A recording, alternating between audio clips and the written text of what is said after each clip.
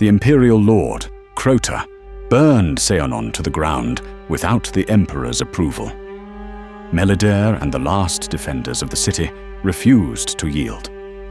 To the north, Emperor Lucon's army marched through the snow, chasing momentum, feeding the war before it could turn against him. Beyond the forests lay Sturgia, and on the road south of Omor, the Empire would learn how narrow the path to victory truly was.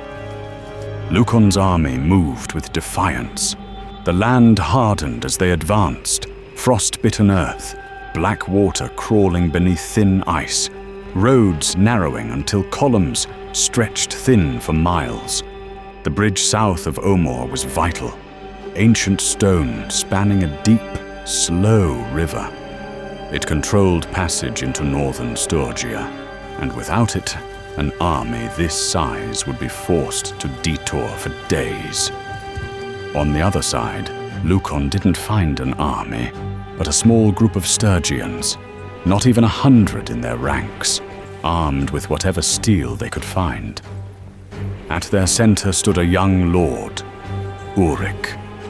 His grandfather's banner was weathered, its colors faded by snow and age, but it still flew.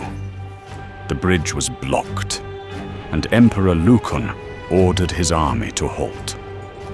Lucon rode forward alone. The river murmured beneath the bridge as the Emperor reined in his horse, banners stirring behind him. Across the stone span, the Sturgian line waited, thin, uneven, but unmoving. Ulrich emerged from the center.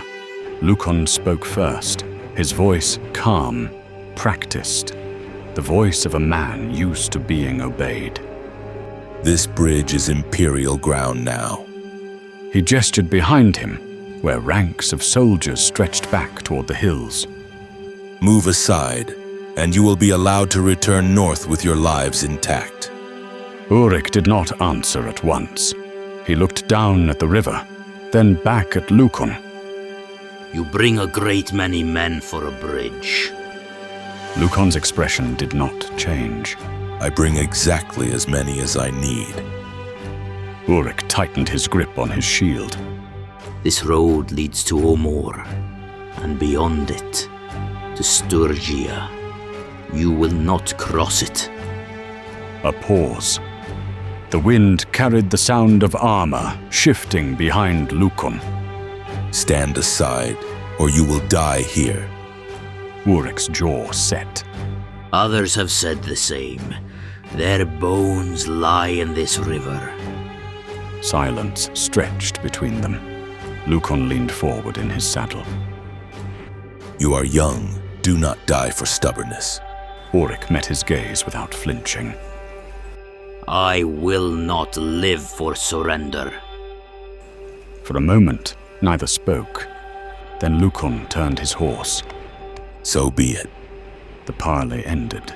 Steel would decide the rest. The Empire struck with confidence. Cavalry surged forward. Heavy horse meant to crush resistance through sheer weight and momentum. The thunder of hooves echoed across the riverbanks as they charged the narrow stone span. They hit the Sturgian line at full speed and stopped. The bridge narrowed their power into a trap. Horses slammed into one another, momentum bleeding away as riders jammed tight between stone and one another. There was no room to wheel, no space to retreat. The cavalry were boxed in, butchered one by one. Men and mounts fell together, dragging each other into the water as the charge collapsed into screaming chaos. The Sturgians fought with ferocity, unwilling to give an inch. The charge folded in on itself. Momentum died as riders jammed tight between stone rails and bodies ahead, horses screaming as control vanished. The only way forward into waiting blades. The cavalry became trapped weight, their speed stripped away, their advantage smothered. And still, the Sturgians held. They fought shoulder to shoulder, boots braced against slick stone, weapons rising and falling with brutal rhythm. Every step forward cost the Empire blood. Lukon watched from the rear, disbelief hardening into fury. This was not how it was meant to go. He raised his hand, and the order was given. All forces advance. The bridge became a slaughterhouse. Imperial infantry pressed forward in waves, disciplined, relentless, overwhelming. Shields gripped tight, blades thirsty for blood. Men screamed and fell, crushed against the narrow confines of stone and river. The Sturgians gave ground inch by inch, but refused to flee. They fought without the hope of victory, without the expectation of survival. Only the refusal to allow the Empire to freely enter their lands drove them. Axes split helmets. Shields exploded from thunderous blows. Men fought on with broken weapons, with fists, and eventually with teeth. Bodies piled so thick that soldiers climbed over the dead to continue fighting. Time had lost all meaning. At last, cracks began to show, not in the Sturgian line, but in the Empire's resolve. Too many had fallen, too much blood for a single bridge. Lukon saw it.